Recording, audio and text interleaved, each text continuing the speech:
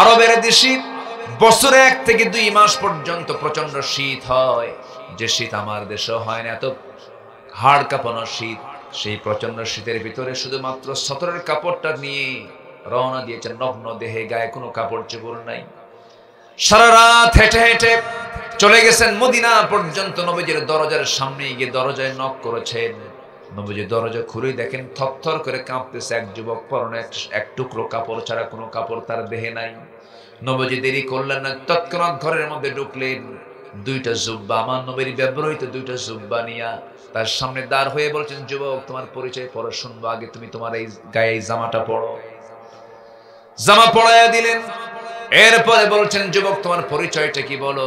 তিনি বলছেন, হুজুর দিন গ্রহণ করেছি, চাচা আমাকে বস্ত্রহীন করে ঘর থেকে বের করে দিয়েছে। রাসূল বললেন, ও আমার সাহাবী, তোমার চাচা তোমাকে বস্ত্রহীন করে ঘর থেকে বের করে দিয়েছে, উলঙ্গ করে।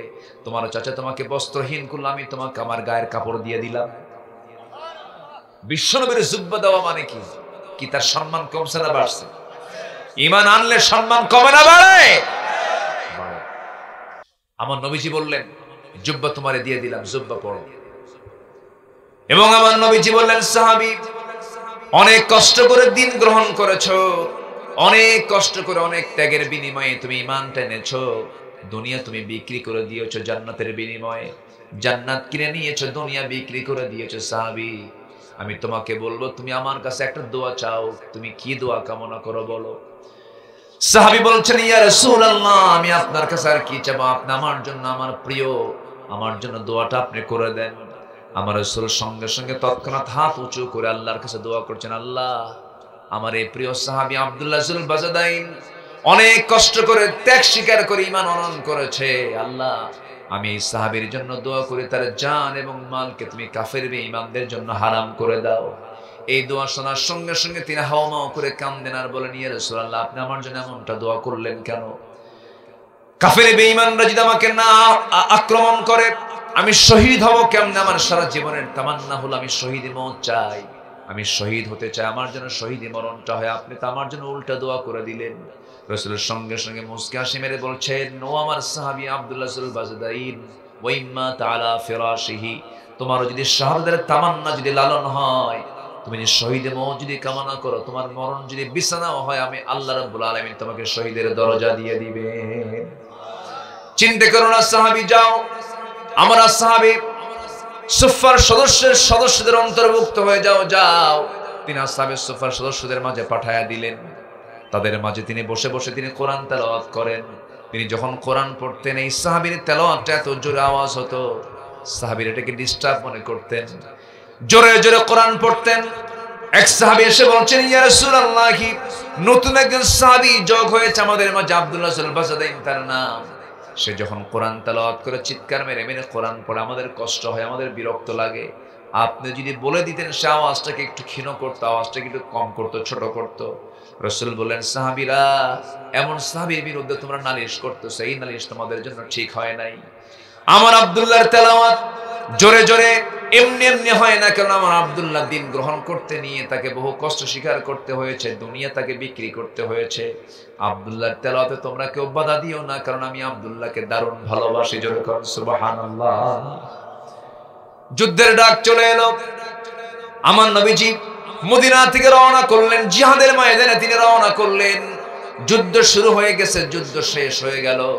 সেই যুদ্ধের ময়দানে সেই সাহাবী আব্দুল্লাহ অংশগ্রহণ করেছিলেন। যুদ্ধ শেষ হলে পরে সেখান থেকে আবার ফেরত আসেন, মদিনার দিকে আসতেছিলেন। পথের ভিতরে হঠাৎ করে তিনি অসুস্থ হয়ে গেছেন। সাহাবীরা বলছেন, ইয়া রাসূলুল্লাহ, আপনার প্রিয় সাহাবী আব্দুল্লাহ জুল বাজাদাইন খুব অসুস্থ। আমার নবীজি সঙ্গে সঙ্গে বলেন, ও আমার সাহাবীরা, সর্বোচ্চটুকুন চেষ্টা করে আমার সাহাবীকে বাঁচানোর চেষ্টা করো, উত্তম চিকিৎসার ব্যবস্থা করে দাও, আল্লাহর কাছে সাহায্য করতে থাকো। 3টা দিন চলে যাওয়ার পর আমার নবীর কাছে এসে সংবাদ আসলো, হুজুর আব্দুল্লাহ জুল বাজাদাইন আর দুনিয়াতে নাই। নবীজির চোখের পানিতে গাল ভিজে গেল। সাহাবীর জন্য তিনি কান্নায় ভেঙে পড়লেন আর বললেন, সাহাবীরা, আমার আব্দুল্লাহর জানাজার দায়িত্ব আমি কাউকে দেব না, আমার আব্দুল্লাহর জানাজার দায়িত্ব আমি রাসূল নিজের কাঁধে উঠায়া নিলাম। সব সাহাবী নিয়ে নামাজের জানাজায় তিনি হাজির হলেন। জানাজা শুরু হয়ে গেছে, আমার নবীজি জানাজা শেষ করলেন। এরপরে বলছেন, সাহাবীরা, আমার আব্দুল্লাহ আমার আব্দুল্লাহর কবরটা তোমরা কোথায় খনন করেছো বলো হুজুর? ওই যে দুই পাহাড়ের চিপাই, দুই পাহাড়ের ঠিক মাঝখানে আমরা কবরটা খনন করেছি। রাসূল বলেন, শোনো, কবর খনন করেছো যেখানে, সেখানে আমাকে নিয়ে যাও তোমরা। আজকে আব্দুল্লাহর কবরের ভিতরে আব্দুল্লাহকে রাখার জন্য আমি কাউকে যেতে দেব না। আমি বিশ্বনবী নিজে নেমে আমি আব্দুল্লাহর লাশটা কবরে রেখে দেব। জোরে কোন সুবহানাল্লাহ। জানাজার নামাজ তিনি পড়ালেন, কবরের পাশে গিয়ে দাঁড়ালেন। কবরের পাশে গিয়ে দাঁড়ায় গিয়া আমার নবীজি নিজে কোমরে গামছা বেঁধে নিচে নেমে গেলেন। কবরের মাটিতে নেমে দুটো হাত আগায় দিয়ে বলছেন, সাহাবীর, আমার প্রিয় সাহাবী আব্দুল্লাহর লাশটা আমার হাতে তুলে দাও। আমার নবীজি বললেন, সঙ্গে সঙ্গে বলছেন, আমার আবু বকর তুমি কোথায়? আমার ডান পাশে নামো। আমার ওমর কোথায়? আমার বাম পাশে নামো। ডান দিকে ওমর, ডান দিকে আবু বকর, বাম দিকে ওমর রাদিয়াল্লাহু আনহু। দুজন বিশ্ববিখ্যাত সাহাবী, দুজন দুই পাশে নেমে গেছেন। আমার নবীজি মাঝখানে। লাশটা যখন হাতে দেওয়া হলো, নবীজি পিঠটা ধরলেন, সাইয়েদনা আবু বকর মাথাটা ধরলেন, ওমরে ফারুক তার পার দিকটা ধরলেন, ধরে কবরে শোয়া দিলেন। কবরে শোয়া দিয়া বুকের উপরে হাত রেখে নবীজি কান্না বিজড়িত কণ্ঠে বলছেন, আকাশের মালিক আল্লাহ, আমার এই সাহাবী ঈমান আনছিল, কিন্তু অন্য সাহাবীদের মতো না। ঈমান আনতে গিয়ে দুনিয়া বিক্রি করে দিয়েছে। ঈমান আনতে নিয়ে পরিবারকে ছেড়ে দিয়েছি, সবকিছু মাইনাস করে তোমার সন্তুষ্টি অর্জনের জন্য আমার দরবার ছাড়ে নাই, তোমার দরবার ছাড়ে নাই। আল্লাহ, এখন পর্যন্ত আমি আব্দুল্লাহর প্রতি খুশি আছি, তুমি আল্লাহ আমার আব্দুল্লাহর প্রতি খুশি হয়ে যাও। ওই সময় একজন সাহাবী সাদ ইবনে আবি ওয়াক্কাস রাদিয়াল্লাহু তাআলা আনহু ওই দোয়া শোনার সঙ্গে সঙ্গে চিৎকার মেরে পাগলের মতো বলছে, ও আল্লাহ, আমার মতো কপাল পোড়া বান্দা পৃথিবীতে নাই। আমি সাদ বিন আবি ওয়াক্কাস আজকে জীবিত সাদ না হয়ে যদি মরা সাদ হতাম আর ওই কবরের বাসিন্দা হতাম, আমার জীবনটা ধন্য হয়ে যেত। যে কবরের বাসিন্দাকে দাফন করার জন্য বিশ্বের সেরা মানুষ কবরে নামে, কত বড় ভাগ্যবান। আল্লাহ, আমাকে যদি ওই ভাগ্যবানদের কাতারে নিতে আমি খুব খুশি হয়ে যেতাম। আমার বন্ধুগণ, এই সাহাবীর যে দামটা বেড়েছে, শুধু ঈমান আনা নয়, ঈমানের উপরে টিকে থাকার জন্য। জোরে বলি সুবহানাল্লাহ। ঈমান এনেছি, ঈমান নিয়ে টিকে থাকবো। জোরে বলি ইনশাআল্লাহ। আল্লাহ রাব্বুল আলামিন কোন কিছুর বাস্তবায়ন করতে গিয়ে কোনো সময় ক্ষেপণ করেন না, তার বাস্তবায়নের জন্য সময় লাগে না। ইন্নামা আমরুহু ইযা আরাদা শাইআন আন ইয়াকুলা লাহু কুন ফায়াকুন। জোরে বলুন আল্লাহু আকবার। আমার আল্লাহ যখন কোন কাজের সিদ্ধান্ত নেন, বাস্তবায়নের যখন সিদ্ধান্ত নেন, সময় লাগে না, শুধু বলেন কুন, হয়ে যাও। মাইক্রো সেকেন্ডের আগেই তার সম্পূর্ণ বাস্তবায়ন হয়ে যায়। কোনো সিগন্যাল নাই, হঠাৎ করে ভূমিকম্প। আল্লাহ জানান দিলেন, আমার ক্ষমতা কত বড়। সম্মানিত ভাইয়েরা, এই তো সাধারণ কম্পন। এমন একটা দিন আসবে যেদিন গোটা জমিন প্রকম্পিত হবে। জমিনের ভিতরে থাকা সবকিছু উদ্গীরণ করে দেবে, সব বের হয়ে আসবে। এই আয়াতগুলো, এই সূরাগুলো আল্লাহ পাক 30তম সূরার ভিতরে, পারার ভিতরে বেশি করে দিয়েছেন। আমার নবীজি এই সূরাগুলো যখন তেলাওয়াত করতেন, চোখের কোনা বেয়ে বেয়ে টপ টপ করে পানি পড়ত। মানুষ ভালো হবে প্রশাসনের ভয় নয়, মানুষ ভালো হবে আল্লাহর ভয়ে। আসতে বলবেন না, কার ভয়ে? অতএব জাতিকে দেখাতে হবে প্রশাসনের ভয় না আল্লাহর ভয়। জাতিকে শিখাতে হবে প্রশাসনের ভয় না আল্লাহর ভয়। আল্লাহর। আল্লাহ রাব্বুল আলামিন বান্দাকে বলছেন, বান্দারি, কাউকে ভয় করার দরকার নাই তোমার, আমাকে তুমি ভয় করো। আমার কাছে তোমাকে আসতে হবে। ইয়া আইয়ুহাল্লাযীনা আমানু তাকুল্লাহা ওয়াল তানজুর নাফসুম মা কদ্দামাত লিগাদিন ওয়াত্তাকুল্লাহ ইন্নাল্লাহা খাবীরুম বিমা তা'মালুন। জোরে বলুন আল্লাহু আকবার। এই আয়াতটার ভিতরে আল্লাহ রাব্বুল আলামিন এত দরদ মাখা ভাষা দিয়ে বান্দাকে ডাক দিয়ে বলছেন, বান্দা আমারে ভয় করো। এবং লক্ষ্য করে দেখো তো আগামী দিনের জন্য তুমি কি জমা করলা, আগামী দিনের জন্য তুমি কি প্রস্তুত করলে। এবং আমাকে ভয় করো, এবং তুমি যা কিছু করো সবকিছুর খবর কেউ না জানলেও সবার আগে জানেন তিনি আমার কে, সব তিনি জানেন। ভাইরে, সে আখিরাত সামনে পড়ে আছে। দুনিয়া তো পার হয়ে যাবে, দুনিয়া ফকিরেরও পার হয়, রাজার পার হয়, ফকিরের পার হয়, ধনীর পার হয়, গরিবের পার হয়, সবার পার হয়। এইভাবেই চলে যাবে, দুনিয়া শেষ হবে।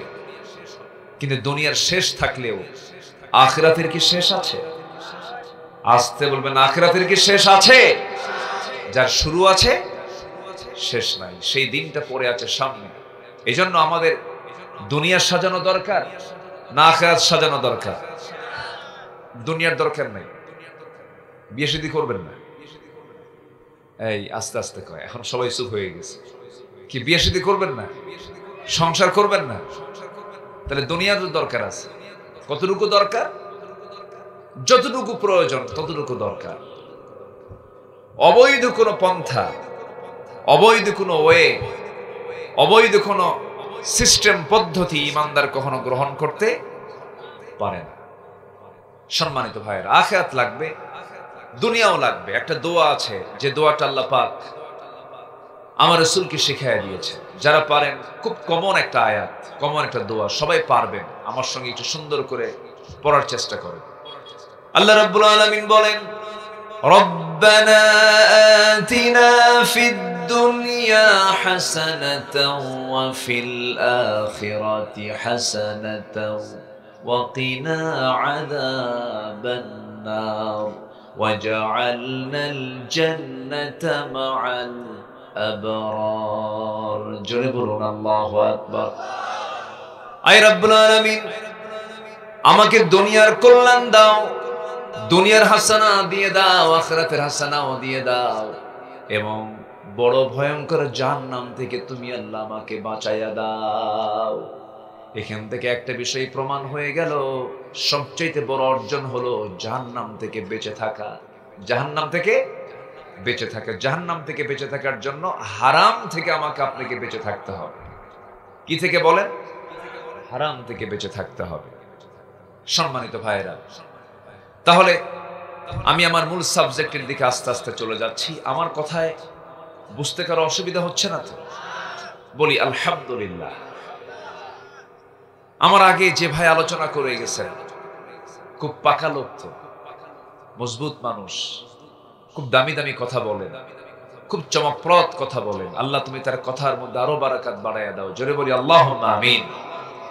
সম্মানিত ভাইয়েরা, সেই কালাম থেকে কথা বলছি, যে কালামটা ১৫০০ বছর আগে নাজিল হলেও কিয়ামত পর্যন্ত সকল জ্ঞানী মানুষ, সকল মানুষ এই কিতাবের কাছে ভিক্ষুকের মতো সামনে দাঁড়ায় থাকবে। যেরকম সুবহানাল্লাহ। কোরআন এমন কিছু তথ্য দিয়েছে, যে তথ্য আজকের পৃথিবীতেও আশ্চর্যের বিষয়। কোরআন মহাকাশ নিয়ে কথা বলেছে, কোরআন মহাসাগর নিয়ে কথা বলেছে, কোরআন সমুদ্র জগৎ নিয়ে কথা বলেছে, প্রাণী জগৎ নিয়ে কথা বলেছে, আবহাওয়া নিয়ে কথা বলেছে। যেরকম এই যে আমি যে মাইকে কথা বলছি, লোহা নিয়ে কোরআন কথা বলেছে। লোহা নামে একটা আল্লাহ পাক সূরা নাজিল করেছেন, সূরাতুল হাদিদ। বলুন তো সূরার নাম কি? হাদিদ। হাদিদ মানে কি? লোহা। হাদিদ মানে লোহা। আল্লাহ পাক লোহা নাজিল করেছেন। লোহাটা কিন্তু কোনো কোম্পানির তৈরি করা কোনো জিনিস না। এটা আমরা ভাবি যে কেএসআরএম, বিএসআরএম, এগুলো মনে হয় কোম্পানি, মানে লোহা বানায় না। কোন কোম্পানি লোহা বানায় না। লোহা সম্পূর্ণ নাজিল হওয়া। কে নাজিল করেছেন? আল্লাহ পাক। দেখেন ১৫০০ বছর আগে আল্লাহ পাক এই তথ্য দিলেন।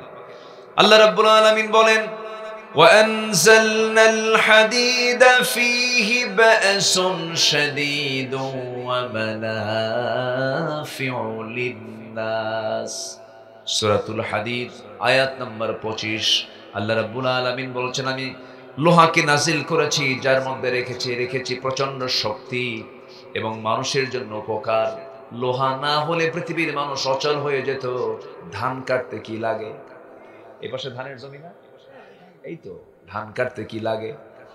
লোহা নাই, কি করতেন? পাট ক্ষেত লাগিয়েছেন, পাটের আগাছা দূর করার জন্য কি লাগে? পাসুন, নিরানি। আচ্ছা ঠিক আছে, এটাও কি দিয়ে তৈরি বলেন? আপনার একটু কাপড় চলতে নিয়ে ছিঁড়ে গেছে, সেলাই দিতে নিয়ে কি লাগে? সুই লাগে। সুইটা যদিও সামান্য লোহা দিয়ে বানানো সুই, কিন্তু এই সুঁচটা এই পৃথিবীর কোনো মানুষের ক্ষমতা নাই সে একা একটা লোহা দিয়ে সুই বানাবে, কারণ লোহা তো পৃথিবীর কোনো মানুষ বানাতে পারে না, একটা সুইও বানাতে পারে না। সম্পূর্ণ লোহাটা নাজিল করেছেন তিনি আমার কে। এটা গাড়ি, লোহা লাগবে। এটা প্লেন, লোহা লাগবে। এটা সুই, লোহা লাগবে। প্রত্যেকটা কাজে লোহার প্রয়োজন। এই লোহাটা কোথা থেকে আসলো, কিভাবে আসলো? আল্লাহ পাক বলছেন আমি লোহাটাকে নাজিল করেছি। এখন আধুনিক মডার্ন সায়েন্স বলছে লোহার সৃষ্টি পৃথিবীতে নয়, লোহা এসেছে বহির জগৎ থেকে, আকাশ থেকে। এখন এই আকাশ থেকে আল্লাহ পাক নাজিল করেছেন। সূর্যের তাপমাত্রা, আভ্যন্তরীণ তাপমাত্রা হচ্ছে 15 মিলিয়ন ডিগ্রি সেলসিয়াস। যেরকম আল্লাহু আকবার। শুধু আভ্যন্তরীণ তাপমাত্রা। সূর্যের পৃষ্ঠে অর্থাৎ ফটোস্ফিয়ারের তাপমাত্রা হচ্ছে 5.5 থেকে 6,000 ডিগ্রি সেলসিয়াস। লোহা উৎপাদনের জন্য আনুমানিক 5 বিলিয়ন ডিগ্রি সেলসিয়াস প্রয়োজন। 5 বিলিয়ন ডিগ্রি সেলসিয়াস। আমরা এখানে বসে আছি মাত্র 20 থেকে 25-26 ডিগ্রি সেলসিয়াস তাপমাত্রায়। লোহা বানাতে লাগবে হলো 5 মিলিয়ন না বিলিয়ন ডিগ্রি সেলসিয়াস তাপমাত্রা লাগবে। পৃথিবীর কোথাও আছে লোহা তৈরি করা সম্ভব? বিজ্ঞান বলছে এটা মনে হয় বিজ্ঞানের ধারণা কোন সুপারনোভার বিস্ফোরণ থেকে এই লোহার আগমন হতে পারে। আল্লাহু আকবার বলে, জোরে বলি আল্লাহু আকবার। ওয়া আনজালনাল হাদিদ, আল্লাহ বলছেন আমি লোহাকে নাজিল করেছি। নাজিল মানে কি? নিচ থেকে ওঠা না উপর থেকে নামা? উপর থেকে নামাকে নাজিল বলা হয়, অবতরণ। আল্লাহ পাক মহাশূন্য থেকে এই লোহাটা দুনিয়ার বাসীর জন্য পাঠিয়ে দিয়েছেন। সুবহানাল্লাহ বলা যাবে না? সম্পূর্ণ অবদান কার? আসতে বলবেন না কার? আমরা কি একটা চাউল বানাতে পেরেছি? আমরা কি একটা সরিষার দানা বানাতে পেরেছি? কার অবদান? আল্লাহর অবদান। আমি কি জমি লাগা, আমি কি আবাদ করি না আল্লাহ আবাদ করেন? চাষ করেন কে? উত্তম চাষী কে? আল্লাহই চাষ করেন, আমি তো শুধু লাগায় দিয়ে আসি। আল্লাহ রাব্বুল আলামিন বলেন আনতুম তাজরাউনাহু আম নাহনুস সারিউন। তুমি তো চাষ করো না, উত্তম চাষে আমি আল্লাহ রাব্বুল আলামিন আমি নিজে চাষ করি। তোমার জমিনে পানির প্রয়োজন। বর্ষাকালে আমন জমিতে ধান লাগিয়েছ, বৃষ্টির প্রয়োজন, আমি বৃষ্টির সরবরাহ করি। বঙ্গোপসাগরের পানি থেকে ফিল্টারিং করে সুপেয় পানি, লবণটাকে সাগরের মধ্যে রেখে দিয়া সুন্দর করে মিঠা পানি বঙ্গোপসাগর থেকে তুলে নিয়া সেই সাতবাড়িয়ার তোমার ধুলাই মলিন জমিনটাকে আমি আল্লাহ সেখান থেকে উঠিয়ে পানি চক্র আকারে এই জায়গায় নিয়ে সেই সময় তোমার ধুলাই মলিন জমিনটাকে আমি সুন্দর করে ভিজায় দেই। জোরে কোন সুবহানাল্লাহ। পদ্ধতিকার, আসতে বলবেন না, পদ্ধতিকার। এবং এই পানি আল্লাহ রাব্বুল আলামিন নাজিল করেন, পরিমাণ মতো নাজিল করেন, পরিমাণের বাইরে নাজিল করেন না। আল্লাহ রাব্বুল আলামিন বলেন ওয়াল্লাযী নাযালা মিনাস সামাই মাআন বিকদারিন ফাআনশারনা বিহি বালদাতাম মাইতান কাযালিকা তুখরাজুন। জোরে বলুন আল্লাহু আকবার। তিনি আসমান থেকে পরিমিত পানি নাজিল করেন বিকদারিন। যারা আলেম ওলামা আছেন, বিকদারিন মানে হলো পরিমিত ভাবে আল্লাহ পাক পানি নাজিল করেন এবং ধুলাই মলিন জমিনটাকে তিনি সঞ্জীবিত করেন। বিকদারিনের ব্যাখ্যা আজকে বিজ্ঞান প্রমাণ করছে। আজকে বিজ্ঞান বলতেছে এই যে পরিমাণ পানি আল্লাহ রাব্বুল আলামিন আকাশ থেকে নাজিল করেন, সেই পরিমাণ পানি আল্লাহ পাক পানির চক্র আকারে জমিন থেকে আগে তোলেন। জোরে কোন সুবহানাল্লাহ। শীতকালে আমার আপনার বাড়ির সামনে যে পুষ্করিণীগুলো আছে, ছোট্ট ছোট্ট পুকুরগুলো আছে, পানি বাড়ে না কমে? বলেন, কমে যায়। কমে কমে কেন? কোথায় যায় পানি? বলেন, বাষ্পীয় হয়ে যায়। কি হয়ে যায়? বাষ্পীয় হয়ে যায়। প্রতি সেকেন্ডে ভূপৃষ্ঠ থেকে প্রায় 16 মিলিয়ন টন পানি বাষ্প হয়। 16 মিলিয়ন টন।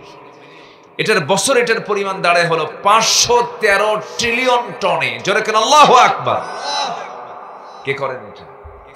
আসতে বলবেন না, কে করেন? আচ্ছা, পানি যে বাষ্পীয় হয় কোন মেশিন কি দেখা যায়? আমরা দেখতে পাই? দেখতে পাই। এটাও দেখা যায় না। আবার বঙ্গোপসাগর থেকে যে আল্লাহ পাক পানিটা তোলেন, লবণটা যে ফিল্টারিং করেন, লবণটা যে রেখে দেন, এখানেও মেশিন আছে না নাই? সেই মেশিনকে আমরা দেখতে পাই না। কে করেন? আসতে বলবেন না, কে করেন? আল্লাহ করেন। আল্লাহ বলছেন, বান্দা সব তো আমিই চালাই, কিন্তু জমিন চালাতে আমার আইন বাদ দিস কেন? আমি আকাশ চালাই, আমি জমিন চালাই, আমি সমুদ্র চালাই, তুই তোর জীবন চালাতে নিয়ে আমার আইন বাদ দিস কেন? সূর্য যদি আল্লাহর আইনে চলে, চন্দ্র যদি আল্লাহর আইনে চলে, সমুদ্র যদি আল্লাহর আইনে চলে, বাতাস যদি আমার আল্লাহর আইনে চলে, আমার মাথা থেকে পা পর্যন্ত সব যদি আমার আল্লাহর আইনে চলে, আল্লাহর বিধান মতো চলে, আমরা দুনিয়া চালাতে নিয়েও কারো আইন মানবো না। আমরা আল্লাহর আইন কি মানবো? ঠিক কিনা বলেন? আমার জন্মভূমি, আমার মাতৃভূমি, 56,000 বর্গ মাইলের সোনার বাংলাদেশে আজ 54 বছর, 71 থেকে 2025 সাল বহু সরকার আসা যাওয়া করেছেন। সব সরকার যদিও মুসলিম নামধারী ছিলেন, মুসলিম পরিবারের তারা ছিলেন, কিন্তু ইসলাম দিয়ে তারা রাষ্ট্র পরিচালনা করেন। অতএব আমরা দেখেছি কেউ চালিয়েছে এই দেশ শাসন করেছে, কেউ চালিয়েছে 16 বছর, কেউ চালিয়েছে 25 বছর, কেউ চালিয়েছে 9 বছর, কেয়ারটেকার গভর্নমেন্টরা কয়েক বছর। সব দেখা শেষ। আগামীর দেশ আমরা দেখতে চাই কোরআনের দেশ। আগামীর দেশ আমরা দেখতে চাই ইসলামের দেশ। আগামীর সরকার আমরা দেখতে চাই নামাজের সরকার। রাজি আছেন কারা কারা? হাত উঁচু করে দেখান মুসলমান।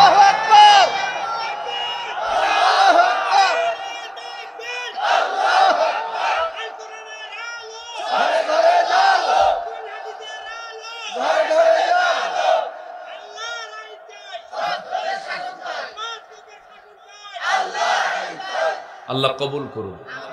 জোরে বলি আমিন। আমার দেশের মানুষগুলো বেশি সংখ্যক মানুষ না চোর? মানুষ বেশি না চোর বেশি? চোর বেশি।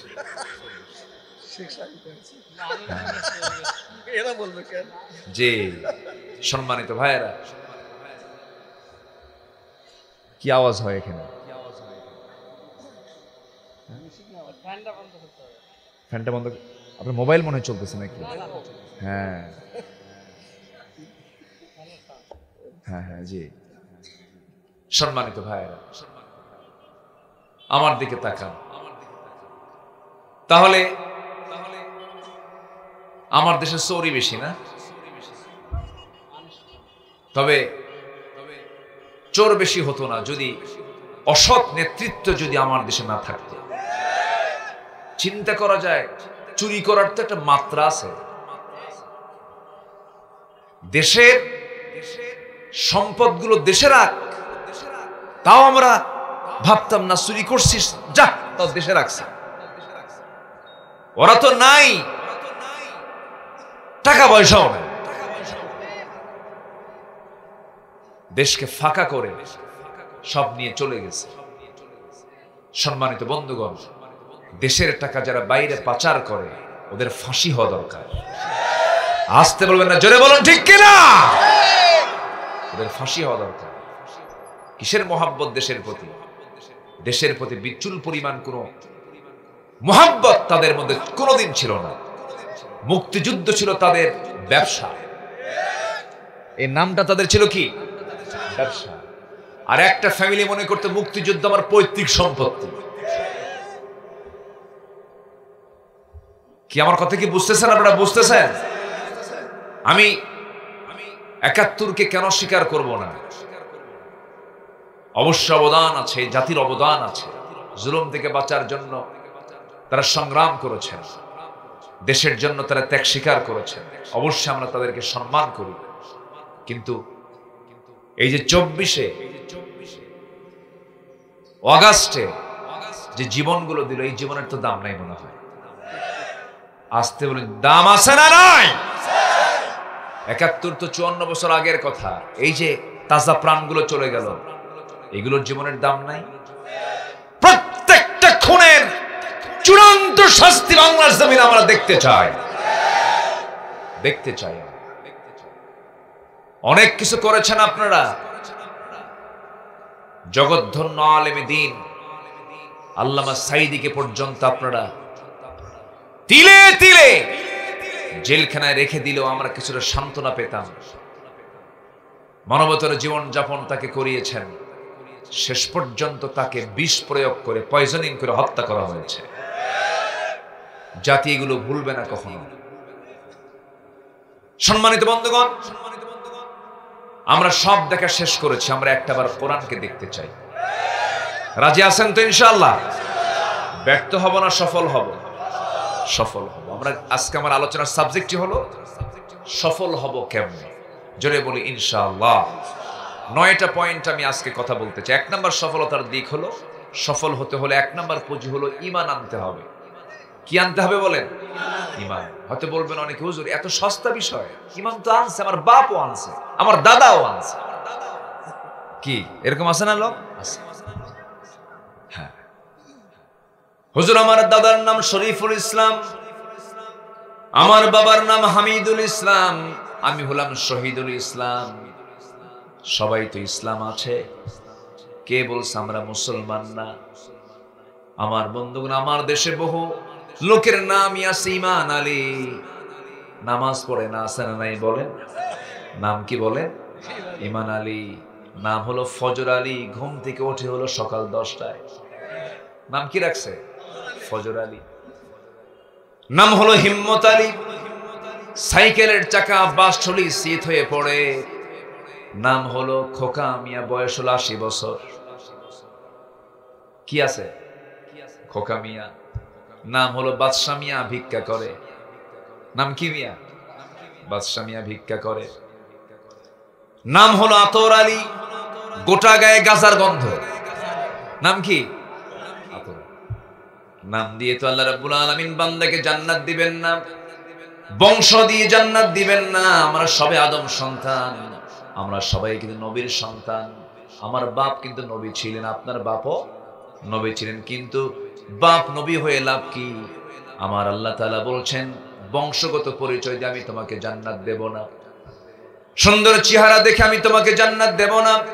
আল্লাহ রাব্বুল আলামিন বলেন, ইন্না খালাকনাকুম মিন যাকারিন ওয়া উনসা ওয়া জাআলনাকুম শুউবান ওয়া ক্বাবাইলা লিতাআরাফু ইন্না আকরামাকুম ইনদাল্লাহি আতকাকুম। ও মানব মণ্ডলী, এক নর এবং নারী থেকে আমি তোমাকে সৃষ্টি করেছি, বিভিন্ন বংশে বংশে ভাগ করে দিয়েছি, বিভিন্ন ভাষা দিয়েছি, যেন তোমরা লিতাআরাফু, যেন তোমরা একে অপরকে চিনতে পারো। এমনকি চেহারার মধ্যে আল্লাহ রাব্বুল আলামিন অঞ্চল ভিত্তিক কিছু চেহারার মধ্যে আল্লাহ রাব্বুল আলামিন পাসওয়ার্ড দিয়ে দিয়েছেন। চায়না যাবেন, সবার চেহারা একরকম সাইজের, ঠিক কিনা? এক সাইজ, চোখ ছোট ছোট, নাকটা মোচা। মানে কি এরা কি সব চায়না? আমার দেশের মানুষগুলো কত সুন্দর, আবার জাপানের মানুষগুলো সুন্দর। পৃথিবীর কোন সৃষ্টি অসুন্দর নয়, সব সুন্দর মানুষ, সব আদম সন্তান। আল্লাহ বলছেন, কিন্তু আমি চেহারাকে কেন কম বেশি করে দিলাম, যেন তোমরা চিনতে পারো এটা অমুক গ্রুপ, এটা চায়না, এটা জাপান, এটা আমেরিকান, এটা ইরান, এটা ইরাক, এটা সৌদি। আমার দেশের মানুষের দেখেন সবার ভাষা কিন্তু একরকম নয়। এটাও পাবনা জেলা, আবার ওইদিকে সুজানগরও পাবনা জেলার ভিতরে। ভাঙ্গুরার ভাষা আর সুজানগরের ভাষা কি একরকম না ভিন্ন রকম? আবার চলে যান সুজানগরের ওই পারে রাজবাড়ী, চলে যান গোলন্দ, চলে যান ভাষাটা আরেক রকম, কুষ্টের দিকে যাবেন ভাষাটা আরেক রকম পাবেন, আবার এই দিকে আপনি চলে যাবেন সিরাজগঞ্জের দিকে ভাষাটা আরেক রকম পাবেন, আবার বগুড়ার দিকে যাবেন সেখানে ভাষাটা আবার উল্টা পাবেন, আরেক রকম পাবেন, রংপুরে যাবেন ভিন্ন রকম পাবেন। অর্থাৎ আল্লাহ তাআলা 10 মাইল অন্তর অন্তর মানুষের ভাষাকে চেঞ্জ করে দিয়ে বুঝাই দিচ্ছেন এটা এই এলাকার মানুষ ভাঙ্গুড়া, চাটমোহর, নাটোর, লালপুর, এই সমস্ত সবকিছু সেট আপ করে দিয়েছেন তিনি আমার কে। আসতে বলবেন না তিনি কে? আল্লাহ। ভাষা ভিন্ন, কথা ভিন্ন, তারপরে চেহারাও ভিন্ন। এই দেশের সবার মানুষের সব অঞ্চলের চেহারা কিন্তু একরকম না। আমরা গোটা দেশ ঘুরি তো, চেহারা দেখলেও টের পাই এটা কোন এলাকার মাল। কথা কি বুঝতেছেন? বোঝা যায়, এটা জানা যায়। আল্লাহ। অনেকদিন আগে আমার মাহফিল ছিল নোয়াখালী, আজ থেকে আরো 23-24 বছর আগের কথা বলছি। তো নোয়াখালীতে মাহফিল, আমাকে বলা হলো হুজুর আপনি তো গোটা দেশেই ঘোরেন, তা আপনি উত্তরবঙ্গের এমন একটা বাক্য বলবেন যেটা আমরা বুঝবো না।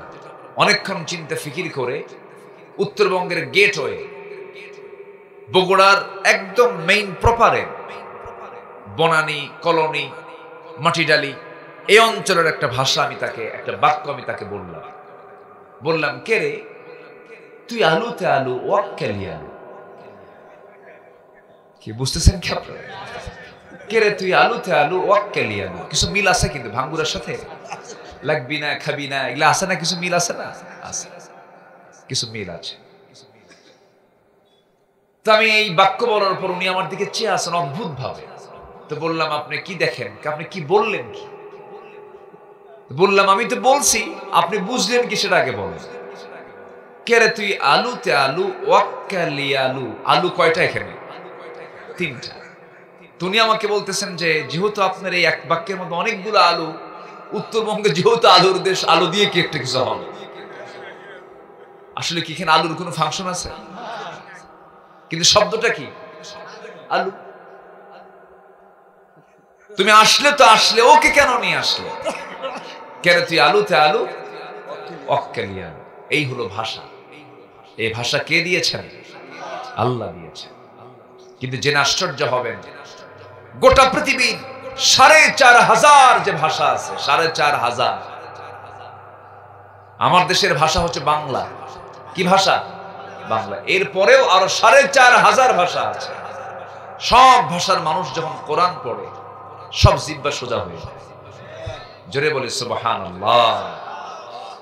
অন্য কোন ভাষা আপনি রপ্ত করতে পারবেন না যেটা আপনি আরবি রপ্ত করতে পারবেন।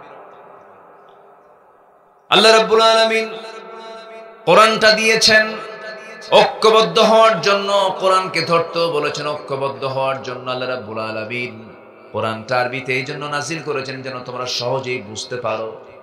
আমার দেশের হাজিমা হাজি সাহেবরা যখন হজ করতে যায় কোন জায়গায় তারা সুবিধা পায় না। শপিং করতে যায় আরবি বলে, বাজার করতে যায় আরবি বলে। এক হাজি গেছে হজ করতে, আরাম পায় না। হজ করে দেশে ফিরেছেন, বন্ধু বান্ধব বলল ভাই হজ করে আসলে কেমন লাগলো ভাই? কোন জায়গায় বাংলা নাই, শুধু 2 জায়গায় বাংলা পাইছি। কোথায়? মুয়াজ্জিন যখন আযান দিল, ইমাম যখন নামাজ সূরা ফাতিহা পড়ল। এটা বাংলা কি? এটা আরবি, কিন্তু মনে হয়েছে কিসের মতো? বাংলার মতো। আল্লাহ। কোরআনটা খুব কাছাকাছি করে দেয়, কোরআনটা খুব আপন করে দেয় আমাদের মাঝে। আমার বন্ধুগণ, এই জন্য আমরা কোরআনের সঙ্গে সম্পর্ক রাখবে, আমরা বিফল হব না, সফল হব। সফল হব, আমরা ঈমান আনবো সবার আগে। জোরে বলি ইনশাআল্লাহ, আরো জোরে বলি ইনশাআল্লাহ। ঈমান জানবে সেই সফল হবে। আল্লাহ রাব্বুল আলামিন বলেন ফামান ইয়াকফুর বিত-তাগুতি ওয়া ইউমিন বিল্লাহি ফাকাদ ইসতামসাকা বিল উরওয়াতিল বুসকা লা ইনফিসামা লাহা। জোরে বলুন আল্লাহু আকবার। তাগুতকে যে অস্বীকার করবে এবং ঈমান জানবে সে কখনো বিফল হবে না, সে লাভবান হয়ে যাবে। আল্লাহ রাব্বুল আলামিন সূরাতুল বুরুজের 11 নম্বর আয়াতে বলছেন ইন্নাল্লাযীনা আমানু ওয়া আমিলুস সালিহাতি লাহুম জান্নাতুন তাজরি মিন তাহতিহাল আনহার যালিকাল ফাওজুল কাবীর। জোরে বলুন আল্লাহু আকবার। আমি যতগুলো আয়াত বলবো প্রত্যেকটা আয়াতের মধ্যে আপনারা দুটো শব্দ পাবেন, ফাউজুন পাবেন, মুফলিহুন পাবেন, তুফলিহুন পাবেন। মুফলিহুন মানে হলো সফল কাম, ফাউজুন মানে হলো সফলতা। এই দুটো শব্দ প্রত্যেকটা আয়াতে আপনারা পাবেন। আল্লাহ বলছেন, শোনো বান্দা, ঈমান যারা আনবে, নেক আমল যারা করবে, আল্লাহ বলছেন আমি তাদের জন্য পার্মানেন্ট জান্নাত তাদের জন্য বরাদ্দ রেখেছি। জোরে বলি সুবহানাল্লাহ। কি জান্নাত? স্থায়ী না অস্থায়ী? আর পৃথিবীর ঘরগুলো কি? অস্থায়ী। পৃথিবীর ঘর বাড়িগুলো অস্থায়ী। যত বড় দামি বিল্ডিং বানান না কেন, তার একটা নির্দিষ্ট মেয়াদ আছে, এরপর মেয়াদ উত্তীর্ণ হয়ে যাবে, ভেঙে পড়বেন, নষ্ট হয়ে যাবে। কিন্তু আল্লাহ রাব্বুল আলামিন এমন জান্নাত আমার আপনার জন্য রেডি করে রেখেছেন যে জান্নাত কখনো পুরাতন হবে না, মানুষ কখনো বুড়া হবে না, মানুষ কখনো বুড়া হবে না। জান্নাতের খাবার খেলে পরে তার যৌবন শক্তি চিরকাল থেকে যাবে। জোরে বলি সুবহানাল্লাহ। দুনিয়ার চাল শিশু খায়, সে যুবক হয়। দুনিয়ার চাল, দুনিয়ার খাবার বুড়া মানুষকে সে আরো বুড়া হয়ে যায়। জান্নাতের মধ্যে সব হবে বিভিন্ন বয়সী না এক বয়সী। বলেন বলেন বলেন। দুনিয়ার মানুষগুলো বিভিন্ন বয়সী। যে শিশু আজকে জন্ম নিল সে তার বয়সে শিশু, আবার 80 বছর বয়স হয়ে গেছে, সে বুড়া হয়ে গেছে। খাবারটা একই, কিন্তু জান্নাতের খাবারের বৈশিষ্ট্য হলো যে জান্নাতের খাবার একবার খাওয়া শুরু করবে সে কোনোদিন বুড়া হবে না। বুড়া যারা হয়েছে তারা বোঝে যৌবন কাকে বলে। কি চাচারা, আফসোস লাগে না একটু? আফসোস লাইতে শাবাব ইয়াউদ, তাই না? হায় রে, যৌবন যদি ফিরে পেতাম। কিন্তু দুনিয়া থেকে যৌবন ফিরে পাওয়ার সুযোগ আছে, কিন্তু জান্নাতের যৌবন কখনো ফুরাবে না। জান্নাতের মধ্যে আল্লাহ পাক এমন কিছু খাবার দিয়ে দিবেন, যৌবন শক্তি ডাবল ডাবল হয়ে যাবে। 4টা নহর থাকবে। কয়টা নহর বলেন? আচ্ছা, এগুলো বলতেছি কি আপনারা কি একটু জান্নাতের লোভ আসবে না ইনশাআল্লাহ? জান্নাতের লোভ আসলে তো দুনিয়ার লোভ থাকবে না, ঠিক আছে না? জান্নাতের মধ্যে 4টা নহর থাকবে। এই 4টা নহর আল্লাহ রাব্বুল আলামিন জান্নাতীর জন্য রেখে দিয়েছেন। নাম্বার 1 হলো সেখানে থাকবে দুধের নহর। কিসের নহর থাকবে বলেন?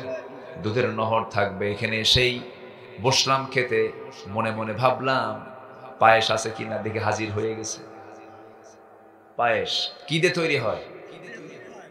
আপনাদের জান্নাতের খাবার তো খাওয়া শুরু করে দিচ্ছেন আপনারা। আলহামদুলিল্লাহ বলেন, জোরে বলি আলহামদুলিল্লাহ। এই লোকগুলো ওঠে কেন? সমস্যা নাকি? একটু বসে।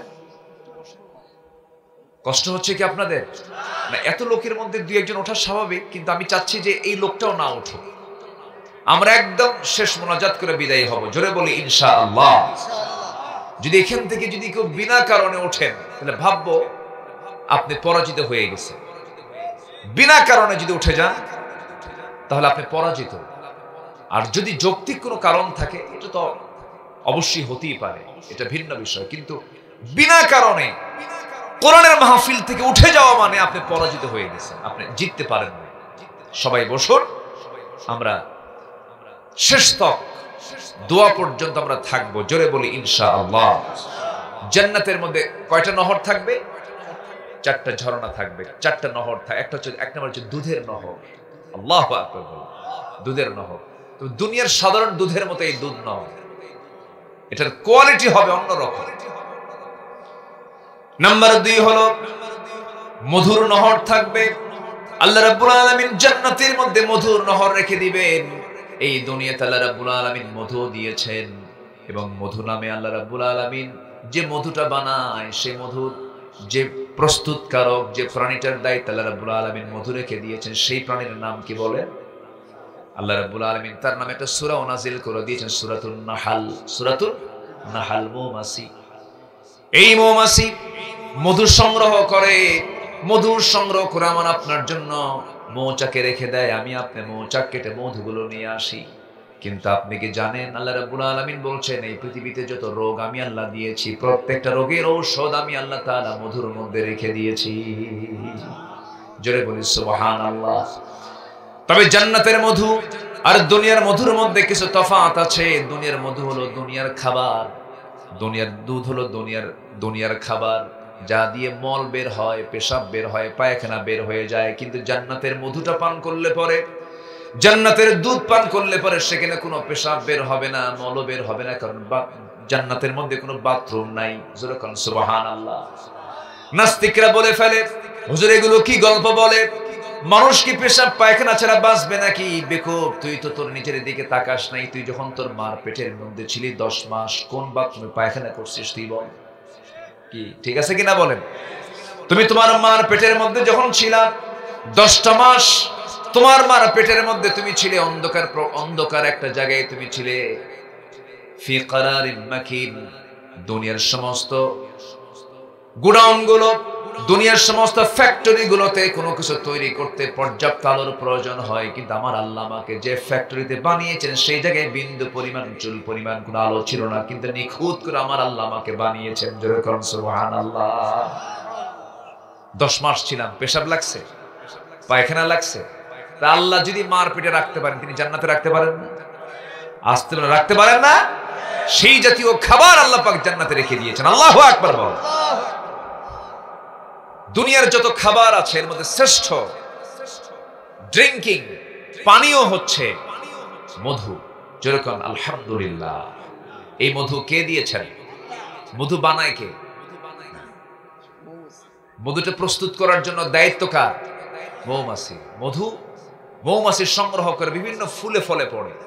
কি ডিপার্টমেন্ট দেখেন, একটু খেয়াল করবেন। আল্লাহ পাক মৌমাছিকে অর্ডার দিয়েছেন, ওয়াউহা ইলান নাহলি আনিত্তাখিযি মিনাল জিবালি বুয়ুতা।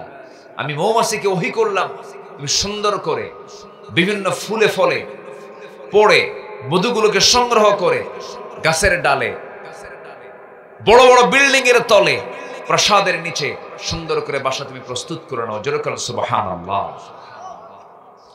কি সুন্দর করে সে বাসা বানায়। পৃথিবীর কোন আর্কিটেকচার ইঞ্জিনিয়ার কেউ কি এরকম বাসা বানাতে পারবে? কিয়ামত পর্যন্ত চেষ্টা করেও কি পারবে? পারবে না। কি সুন্দর তার প্রস্তুত প্রণালী, কি সুন্দর তার মানে বাসার ভিতরে ডিজাইন, বিভিন্ন গাঁথনি, কি সুন্দর করে সে প্রস্তুত করেছে। এবং এই মধু সংগ্রহ করতে নিয়ে যে পরিশ্রমটা করে, 1 পাউন্ড মধু তৈরিতে 550 মৌমাছিকে কয়েক লক্ষ কিলোমিটার জার্নি করার পরে সে 1 পাউন্ড মধু তৈরি করে। 14 লাখ কিলোমিটার সে জার্নি করার পরে 1 পাউন্ড মধু সে সংগ্রহ করে মৌচাকে নিয়ে আসে। সুবহানাল্লাহ বলবেন না? আচ্ছা বলুন তো, সেই মধুর ভিতরে যদি কেউ ভেজাল করে, তার কি ফাঁসি একবার দরকার না বারবার দরকার? একবারই তো মরে শেষ নাকি? বারবার দিবেন কেন? আল্লাহ আল্লাহ, কি পরিমাণ কষ্ট মৌমাছিগুলো করে। আমার বন্ধুগণ, এখানেই শুধু শেষ নয়, এমন সুন্দর করে মৌমাছিগুলো মধুগুলো সংগ্রহ করে। সেই মধু কিন্তু মৌমাছি কিন্তু মুখে বহন করে নিয়ে আসে না, সেই মৌমাছি কিন্তু মধুগুলো তার পেটের মধ্যে বহন করে নিয়ে আসে। 2টা স্টমাক তার পেটের মধ্যে আল্লাহ পাক রেখে দিয়েছেন। জোরে বলি সুবহানাল্লাহ। আমার পাকস্থলী হলো একটা, কয়টা বলেন? আর মৌমাছির পাকস্থলী কয়টা? 2টা। একটা হলো হানি স্টমাক, আর একটা হচ্ছে নরমাল স্টমাক। নরমাল স্টমাকে তার খাদ্যগুলো সে ভরে নেয়, আর হানি স্টমাকে সে মধুগুলো সংগ্রহ করে, মধুগুলোকে পেটের মধ্যে রেখে এটাকে প্রসেস করে। এরপরে যখন সে মৌচাকের মধ্যে চলে আসতে নেয়, মৌচাকের দরজায় কিছু পুলিশ মৌমাছি দাঁড়ায় থাকে। পুলিশ মৌমাছি দাঁড়ায় থেকে বলে কোন মৌমাছিগুলো তার পায়ে ময়লাগুলো নিয়ে আসে। যে মৌমাছিগুলো তার পায়ে ময়লাগুলো নিয়ে ঢুকতে চায়, জানগুলো নিয়ে ঢুকতে চায়, সেই সময় পুলিশ এই টিমটা করে কি, 4-5 জন মিলে একজনকে অ্যাটাক করে কামড় মেরে তাকে মেরে ফেলে দেয়, আর বলে খবরদার এই মৌচাকের মধ্যে ভেজাল কোনো মধু ঢুকানো যাবে না। যেরকম সুবহানাল্লাহ। আবার মৌচাকের ভিতরে তাপমাত্রার প্রয়োজন। 35 ডিগ্রি সেলসিয়াস হলো স্বাভাবিক তাপমাত্রা। যদি এর নিচে যদি চলে আসে মৌমাছির ওই মৌচাকের মধুগুলো নষ্ট হয়ে যাবে। আবার যদি তাপমাত্রা বেশি হয়ে যায় মৌচাকের মধুগুলো নষ্ট হয়ে যাবে। এই জন্য করে কি, যদি তাপমাত্রা যদি 35 ডিগ্রির নিচে চলে আসে তখন সমস্ত মৌচাকের মৌমাছিগুলো তারা তাদের পাখাটা ঝাপটান মারে। তাদের পাখা ঝাপটান মেরে তাপ বৃদ্ধি করার জন্য চেষ্টা করে, তাপ বৃদ্ধি করে 35 ডিগ্রিতে নিয়ে যায়। আবার তাপমাত্রা বেশি হলে পরে তাদের দুটা পাখা উল্টা করে ঝাপটান মারে, যেন তাদের তাপমাত্রা ভিতরের যে তাপমাত্রা বাতাসগুলো বাইরে বের করে দিয়ে তাপমাত্রা তারা স্বাভাবিক রেখে দেয়। জোরে কোন সুবহানাল্লাহ। আমার বন্ধুগণ, আল্লাহ রাব্বুল আলামিন বলেছেন, বান্দারি আমি মধু তোমাকে দিয়েছি, তুমি সমস্ত রোগের ঔষধ হিসেবে তুমি পান করবে। ফিহি শিফাউল লিন্নাস। আমি আল্লাহ রাব্বুল আলামিন বলে দিচ্ছি, তোমরা চোখ বন্ধ করে বিসমিল্লাহ বলে এটাকে পান করো। মৃত্যু রোগ ছাড়া সমস্ত রোগের ঔষধ আমি আল্লাহর মধ্যে রেখে দিয়েছি। জোরে বলি সুবহানাল্লাহ। সেই মধু কে দিয়েছেন? আর ভেজাল করলো কে? আছে ভেজাল করলো কে? ওষুধও যদি ভেজাল বানায় মানুষ কি সুস্থ হবে? মানুষ সুস্থ হবে? সবকিছুই ঠিক থেকে যাবে, মানুষে ভেজাল হবে না, মানুষ নষ্ট হবে না, সমাজ নষ্ট হবে না, জাতি নষ্ট হবে না। সফল হওয়ার জন্য 1 নাম্বার কাজ হলো আমাকে আপনাকে সলিড ঈমান আনতে হবে। আল্লাহ রাব্বুল আলামিন বলছেন 1 নাম্বার তুমি ঈমান আনো, তুমি সফল হবে। কি হবে বলেন? সফল হয়ে যাবে। সাথে আরেকটা কাজ হলো নেক আমল তোমাকে করতে হবে, ভালো আমলগুলো তোমাকে করতে হবে। রাস্তায় যখন চলবে রাস্তার হক আদায় করবে, বাড়িতে যখন থাকবে বাড়ির হক আদায় করবে, যে জায়গায় থাকবে তুমি আল্লাহর হক তুমি আদায় করার চেষ্টা করো, আল্লাহর বিধানগুলো মেনে চলার চেষ্টা করবে, নেক আমল করবে। আপনি কি জানেন রাস্তায় চলতে নিয়ে একটা খোয়া দেখেছেন, একটা কষ্টদায়ক বস্তু আপনি দেখেছেন, সেই খোয়াটা আপনি রাস্তা থেকে সরায়া দিলেন, এটাও আপনার জান্নাতের কারণ হয়ে যেতে পারে। একটা লোক আপনার সঙ্গে কথা বলতেছি, আপনি মিষ্টি ভাষায় সুন্দর মুস্কি হাসি মেরে তার সঙ্গে কথা বললেন, এটা আপনার জন্য জান্নাতের কারণ হতে পারে, এটাও যেন আপনার জন্য সদকা হতে পারে। এই জন্য নেক আমলগুলো আমরা করবো। 1 নম্বর হলো আমরা ঈমান আনবো, নেক আমল করবো। আমার আপনার জন্য সফলতা দিবেন কে বলেন? আসতে বলেন, সফলতা দিবেন কে? কিন্তু ঈমান আনা কিন্তু সহজ, ঈমানের উপরে টিকে থাকা কিন্তু সহজ নয়। ঈমান আনা যায়, ঈমান টিকে রাখা সহজ নয়। ঈমানটাকে টিকে রাখার জন্য আল্লাহ রাব্বুল আলামিন আবার অন্য জায়গায় বলছেন, ইন্নাল্লাযীনা ক্বালু রাব্বুনাল্লাহু সুম্মা ইসতাকামু তাতানাজ্জালু আলাইহিমুল মালায়েকা আল্লা তাখাফু ওয়া লা তাহজানু وأبشروا بالجنة التي كنتم توعدون جربون الله أكبر আল্লাহ রাব্বুল আলামিন বলেন, নিঃসন্দেহে যারা বলবে আমার রব আল্লাহ এবং এই কথার উপরে যারা টিকে থাকবে, আল্লাহ রাব্বুল আলামিন বলেছেন আমি তাদের জন্য জান্নাতের ওয়াদা করলাম। ঈমান আনা যায় কিন্তু ঈমানটাকে টিকে রাখা সহজ নয়। ঈমান টিকে রাখতে গেলে বহু ত্যাগ স্বীকার করতে হয়, জেল খাটতে হয়, হামলা মামলা স্বীকার করতে হয়।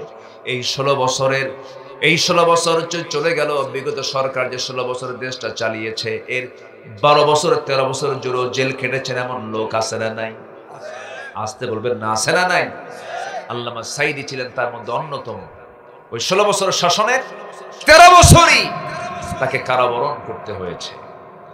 তাকে বারবার প্রস্তাব দেওয়া হয়েছিল, আপনি শুধু বলেন আমি দল ত্যাগ করলাম। উনি বললেন জীবন যাবে, ইসলামী আন্দোলন থেকে এক চুল পরিমাণ নড়ব না।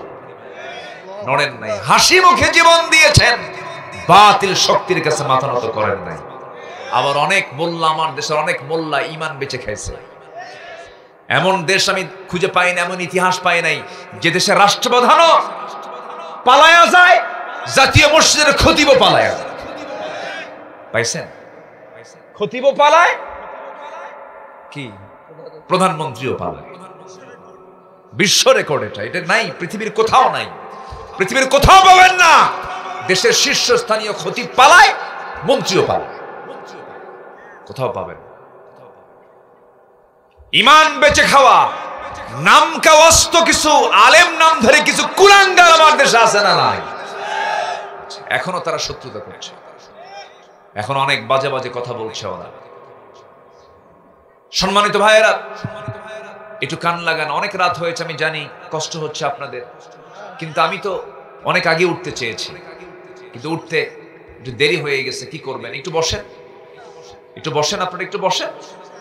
আপনি উঠলে গেলে, আপনি উঠতে লাগলে আমি আমার আলোচনা হারিয়ে ফেলি। একটু বসেন। 9টা পয়েন্টের কেবল একটা পয়েন্ট বলেছি, অনেক কথাইতে পড়ে আছে। এখন ঈমান এনেছি, ঈমান নিয়ে আমরা টিকে থাকবো। জোরে বলি ইনশাআল্লাহ। ঈমান নিয়ে আমরা জান্নাতে যাব ইনশাআল্লাহ। ঈমানের বাইরে কোনো কাজে আমরা অংশগ্রহণ করব না। আল্লাহ কবুল করুন। জোরে বলি আমিন। এক সাহাবী ঈমান এনেছেন। আপন চাচা ডাক দিয়ে বলতেছে, এই ভাতিজা, শুনলাম তুমি নাকি ঈমান আনছো।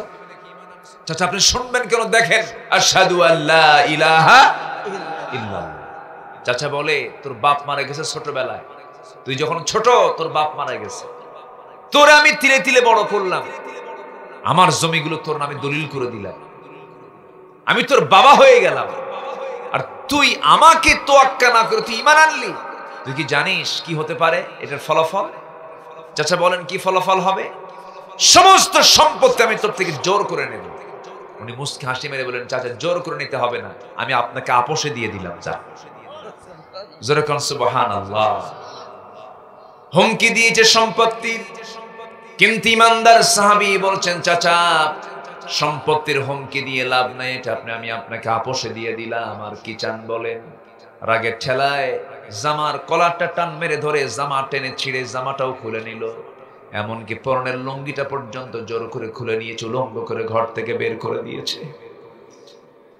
সেই সাহাবী উলঙ্গ দেহ নিয়ে মার দরজার কাছে গিয়ে নক করে বলছে, মা দরজা খুলো, কিন্তু আমার দিকে তাকাইও না মা। তুমি কি জানো মা, দিন গ্রহণ করার কারণে আমার চাচাটা শুধু আমার সম্পত্তি নয়, আমার লুঙ্গিটা পর্যন্ত খুলে নিয়েছে। আমার নবীজি বললেন, ও আমার সাহাবীরা, এমনও তোমাদের পূর্বে ইমানদার দুনিয়া থেকে বিদায় নিয়েছেন, যাদের মাথা থেকে চিরুনি দিয়া মাথা থেকে চামড়াগুলো টেনে টেনে পা পর্যন্ত নিয়ে আসা হয়েছে, তবুও তারা ঈমান থেকে এক চুল পরিমাণ নড়ে নাই। এই সাহাবী মাকে বলছেন, মা একটা কাপড় দিয়ে দাও, কোনো মতো সতরটা ঢেকে ফেলি। কোনো মতো সতরটা ঢাকলেন, ছোট্ট একটা কাপড় তিনি দিয়ে ছোট্ট কাপড় দিয়ে কাপড়টা দেহটা ঢাকলেন, সতরটা ঢাকলেন। এরপরে বলছেন, মা এই পৃথিবীর কোন দরবার আমার তো ভালো লাগে না, নবীজির দরবার ছাড়া মা থাকো, নবীজির দরবারের দিকে রওনা দিলাম। ওই সাহাবীর বাড়ি হলো মক্কা এবং মদিনার ঠিক মাঝ বরাবর তার বাড়ি। রওনা দিয়েছেন রাতের আধারে। আরবের দেশে বছরে 1 থেকে 2 মাস পর্যন্ত প্রচন্ড শীত হয়, যে শীত আমার দেশে হয় না, এত হাড় কাঁপানো শীত। সেই প্রচন্ড শীতের ভিতরে শুধুমাত্র সতরের কাপড়টা নিয়ে রওনা দিয়েছেন, নগ্ন দেহে, গায়ে কোনো কাপড় চোপড় নাই। সারা রাত হেঁটে হেঁটে চলে গেছেন মদিনা পর্যন্ত। নবীজির দরজার সামনে গিয়ে দরজায় নক করেছেন। নবীজি দরজা খুলে দেখেন থরথর করে কাঁপতেছে এক যুবক, পরনে এক টুকরো কাপড় ছাড়া কোনো কাপড় তার দেহে নাই। নবীজি দেরি করলেন না, তৎক্ষণাৎ ঘরের মধ্যে ঢুকলেন। 2টা জুব্বা, আমার নবীর ব্যবহৃত 2টা জুব্বা নিয়া তার সামনে দাঁড় হয়ে বলছেন, যুবক তোমার পরিচয় পরে শুনবো, আগে তুমি তোমার এই গায়ে জামাটা পরো। জামা পরাইয়া দিলেন। এরপরে বলছেন, যুবক তোমার পরিচয়টা কি বলো? তিনি বলছেন, হুজুর দিন গ্রহণ করেছি, চাচা আমাকে বস্ত্রহীন করে ঘর থেকে বের করে দিয়েছে। রাসূল বললেন, ও আমার সাহাবী, তোমার চাচা তোমাকে বস্ত্রহীন করে ঘর থেকে বের করে দিয়েছে, উলঙ্গ করে। তোমার চাচা তোমাকে বস্ত্রহীন করলো, আমি তোমাকে আমার গায়ের কাপড় দিয়ে দিলাম। বিশ্বনবীর জুব্বা দেওয়া মানে কি? কি তার সম্মান কমছে না বাড়ছে? ঈমান আনলে সম্মান কমে না বাড়ে? কোথায় তারা? কি চটপাট দেখালো, কিছু হইলেই হুমকি ধামকি, মামলার হুমকি ধামকি, কত কি করছে ওরা। করেনি। কোথায়? কেউ তো নাই। আমরা ছিলাম, আছি, থাকবো। জোরে করে ইনশাআল্লাহ। আর জোরে বলে ইনশাআল্লাহ। এই মাটিতে আমার জন্ম হয়েছে, এই মাটিতেই থেকে যাব।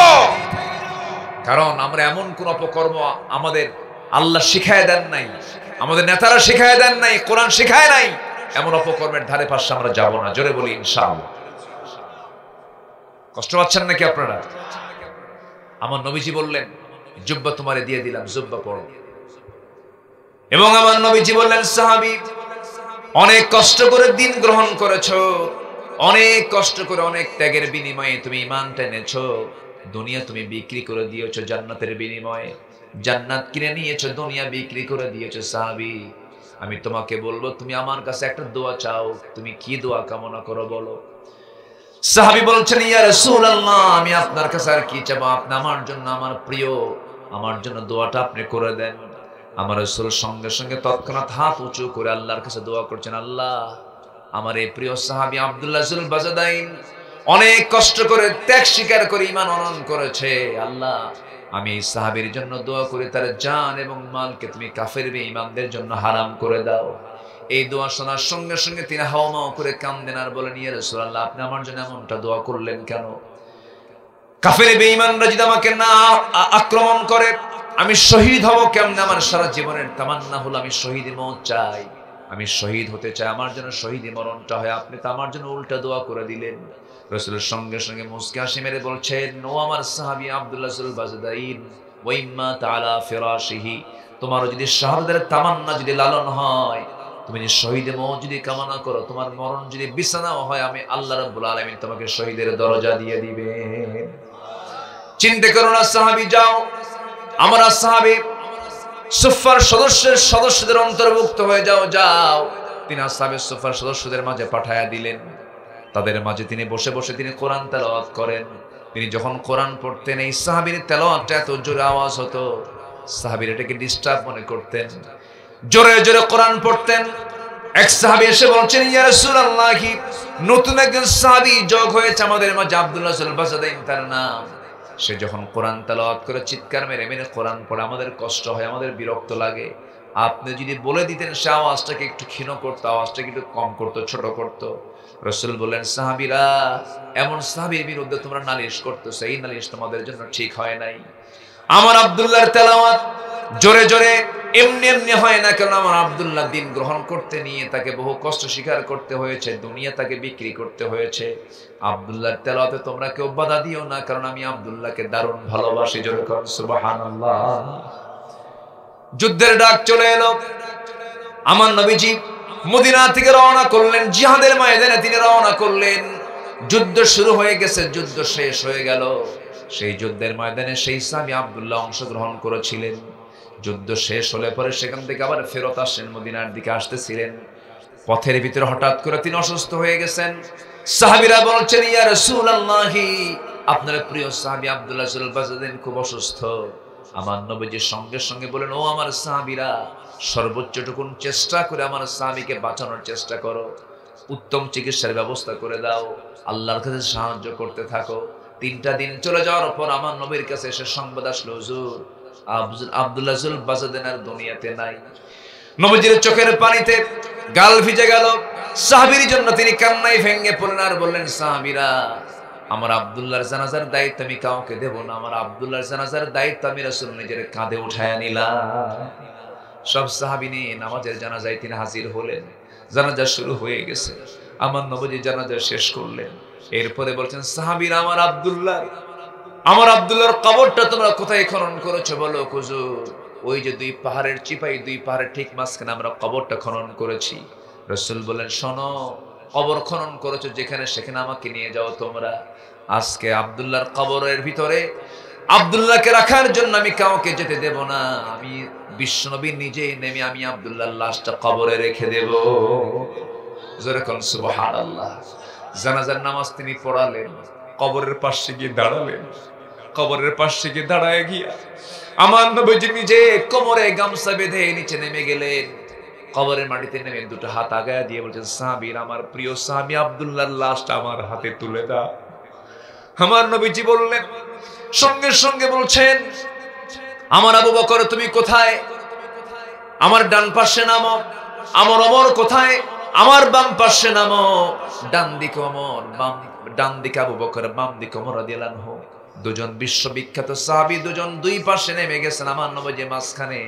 লাশটা যখন হাতে দেওয়া হলো, নবীজি পিঠটা ধরলেন, সাইয়েদনা আবু বকর মাথাটা ধরলেন, ওমরে ফারুক তার পার দিকটা ধরলেন, ধরে কবরে শোয়া দিলেন। কবরে শোয়া দিয়া বুকের উপরে হাত রেখে নবীজি কান্না বিজড়িত কণ্ঠে বলছেন, আকাশের মালিক আল্লাহ, আমার এই সাহাবী ঈমান আনছিল কিন্তু অন্য সাহাবীদের মতো না, ঈমান আনতে গিয়ে দুনিয়া বিক্রি করে দিয়েছে। ঈমান আনতে নিয়ে পরিবারকে ছেড়ে দিয়েছি, সবকিছু মাইনাস করে তোমার সন্তুষ্টি অর্জনের জন্য আমার দরবার ছাড়ে নাই, তোমার দরবার ছাড়ে নাই। আল্লাহ, এখন পর্যন্ত আমি আব্দুল্লাহর প্রতি খুশি আছি, তুমি আল্লাহ আমার আব্দুল্লাহর প্রতি খুশি হয়ে যাও। ওই সময় একজন সাহাবী সাদ ইবনে আবি ওয়াক্কাস রাদিয়াল্লাহু তাআলা আনহু ওই দোয়া শোনার সঙ্গে সঙ্গে চিৎকার মেরে পাগলের মতো বলছে, ও আল্লাহ, আমার মতো কপাল পোড়া বান্দা পৃথিবীতে নাই। আমি সাদ বিন আবি ওয়াক্কাস আজকে জীবিত সাদ না হয়ে যদি মরা সাদ হতাম আর ওই কবরের বাসিন্দা হতাম, আমার জীবনটা ধন্য হয়ে যেত।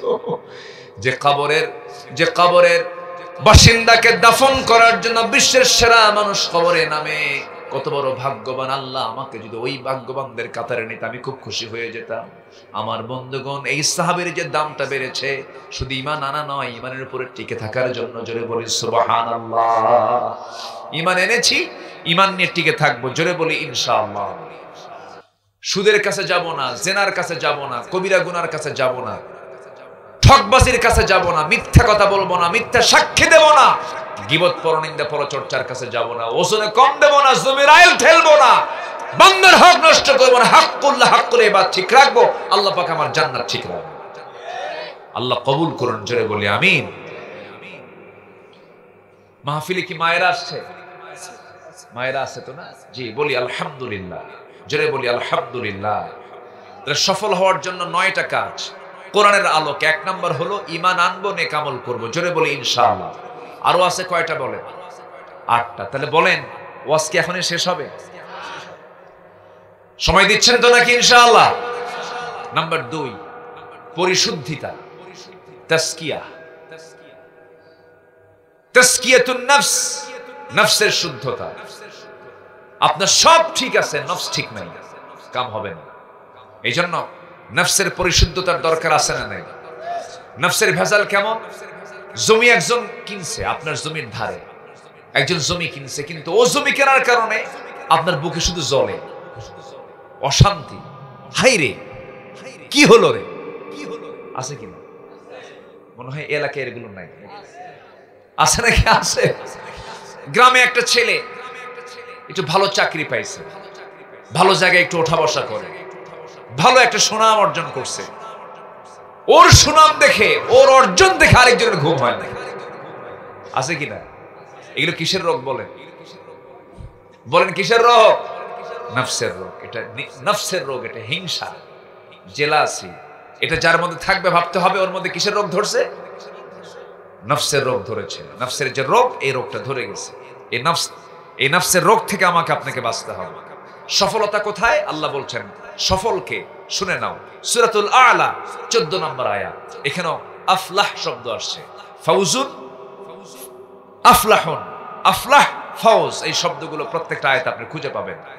আল্লাহ রাব্বুল আলামিন বলেন, قد أفلح من تزكى وذكر اسم ربه فصلى بل تؤثرون الحياة الدنيا والآخرة خير وأبقى إن هذا لفي الصحف الأولى صحف إبراهيم وموسى। সফলকে বিশেষ ক্যাডার না, সফলকে মন্ত্রী না, সফলকে এমপি না, সফলকে চেয়ারম্যান না, সফলকে মাস্টার্স ডিগ্রি না, সফলকে পিএইচডি হোল্ডার না, সফলকে আল্লাহ রাব্বুল আলামিন বলছেন قد أفلح من تزكى। সফল তো সেই যে নফসকে পরিশুদ্ধ করতে পেরেছে, নফসের ট্রিটমেন্ট যে বান্দা করতে পেরেছে সেই তো সফল। আমার বন্ধুগণ, এই নফসের বহু রোগ আছে, এই রোগ থেকে আমাকে আপনাকে বাঁচতে হবে। নফসের বহু প্রকার সমস্যা আছে, সমস্যা থেকে আমাকে বাঁচতে হবে।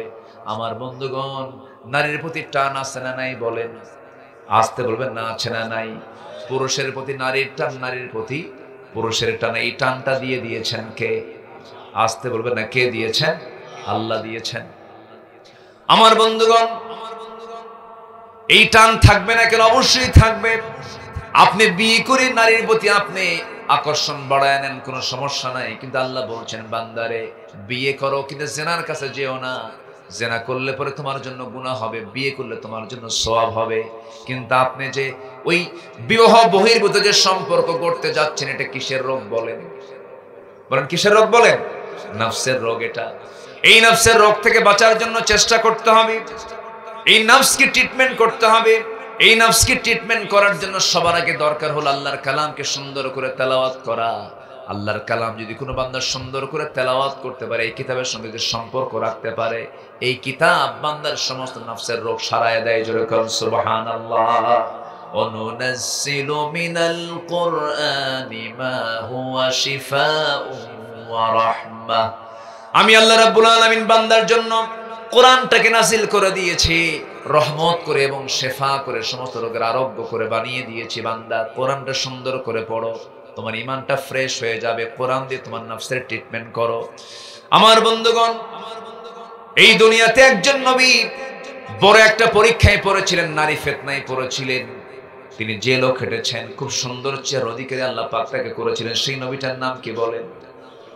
বলেন বলেন বলেন, সেই নবীর নাম কি? ইউসুফ আলাইহিস সালাতু ওয়াস সালাম। কিন্তু সেই পরীক্ষায় তিনি ফেল করেছেন না পাস করেছেন? ফেল করেছেন না পাস করেছেন? পাস করেছেন। কি ভয়াবহ পরীক্ষায় তিনি পড়লেন। সাধারণ কোন নারী নয়, একটা রাষ্ট্রের রাষ্ট্রপ্রধানের স্ত্রী, অসুন্দরী নয়, সুন্দরী স্ত্রী তাকে টার্গেট করে ফেলেছে। শেষ পর্যন্ত তাকে তার চরিত্র হনন করার জন্য অন্দরমহলে নিয়ে 12টা দরজা লক করে তার ঘরের মধ্যে তাকে তুলে নিয়েছে এবং তাকে বলছে, ইউসুফ, পৃথিবীর কেউ দেখবে না, এই জায়গায় একটা পিঁপড়াও চিনবে না, আমাদের পরিচয় জানবে না, কেউ দেখবে না, সিকিউরিটি নিশ্চিত করে নিয়েছি। ইউসুফ, তুমি আমার দিকে একটাবার তাকায় দেখো, আমি কি সুন্দর কম নাকি? ইউসুফ, তোমার চক্ষু টানা টানা, তোমার চুলগুলো কত সুন্দর মসৃণ, তোমার চামড়া কত সুন্দর মসৃণ, তোমার হাসিটা কত সুন্দর, আমাকে পাগল করে নিয়েছে। ইউসুফ, আমি তোমার জন্য পাগল হয়ে গেছি।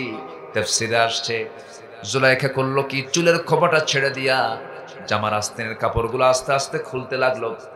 প্রত্যেকটা কাপড় চোপড় খুলতে খুলতে শেষ পর্যন্ত ইউসুফ আলাইহিস সালামের কাছাকাছি যখন চলে আসছে, তিনি চোখ বন্ধ করে পিছু হটতে লাগলেন। দেয়ালে তার পিঠ থেকে গেল। চোখ বন্ধ করে আসমানের দিকে তাকায়, আকাশের দিকে তাকায়া দুটো হাত উঁচু করে বলছে, আল্লাহ, এই বিপদ থেকে বাঁচানোর জন্য পৃথিবীর কেউ না, একমাত্র তোমার কাছে আমি আশ্রয় চাই। জোরে বলেন সুবহানাল্লাহ। সেই পরীক্ষায় যুবক ইউসুফ আলাইহিস সালাম ফেল করেছেন না পাস করেছেন? কি জবাব দেখেন। ইউসুফ আলাইহিস সালাম বলছেন, ও জুলাইখা, তুমি আমার চোখের প্রশংসা করতেছো, এই চোখ একদিন জাহান্নাম দিয়ে, আগুন দিয়ে এই চোখের সৌন্দর্য নষ্ট হয়ে যাবে। চামড়াগুলো জাহান্নামের চিরুনি দিয়ে টেনে টেনে সব খুলে ফেলা হবে, মাথার চুলগুলো জাহান্নামের চিরুনি দিয়ে টেনে টেনে সব খুলে ফেলা হবে। আমার প্রশংসা না করে তুমি আল্লাহর প্রশংসা করো। কি সুন্দর জবাব তিনি দিয়ে দিলেন। এরপরে চক্ষু বন্ধ করলেন, দরজার দিকে দৌড় মারলেন। দরজা ছিল লাগানো, দৌড় মেরেছেন কার প্রতি ভরসা করে বলেন?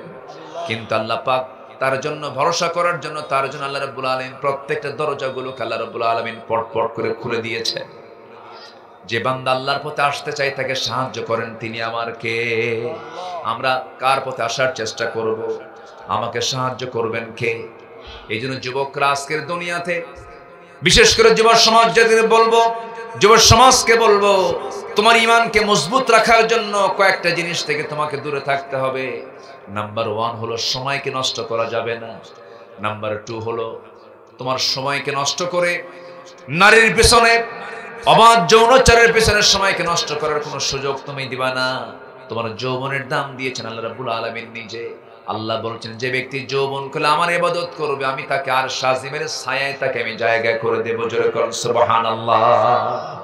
তোমাকে ডাকবে আলিয়া, ডাকবে জুলাইখা, ডাকবে তোমাকে নার্গিস, সুইটি, বিউটি, সম্পা, চম্পা ডাকবে। তুমি বলবে, ইন্নী আখাফুল্লাহ, আমি আল্লাহকে ভয় করি। তোমার জান্নাত সাইয়েদনা ইউসুফের সঙ্গে জান্নাতে হয়ে যাবে। আজকের সমাজে এই ফিতনা কম না বেশি? আসতে বলেন, ফিতনা কম না বেশি? এই ফিতনা থেকে তোমাকে বাঁচতে হবে। তোমার ক্যারিয়ার গঠন করতে হবে, তোমার চরিত্র গঠন করতে হবে। আরেকটা বিষয়, সেটা হলো আমরা এমন দেশে বসবাস করি, যার প্রতিবেশী রাষ্ট্র এই দেশের যুব সমাজকে ধ্বংস করার জন্য মাদক দ্রব্যগুলোকে অ্যাভেলেবেল করে দিয়েছে। যুব সমাজ আজকে ইয়াবাসক্ত, যুব সমাজ আজকে মাদকাসক্ত। যুবকরা, মাদক থেকে তোমাকে দূরে থাকতে হবে, অবাধ মেলামেশা মাদক থেকে দূরে থাকতে হবে এবং অসৎ নেতৃত্বের দাফন করতে হবে।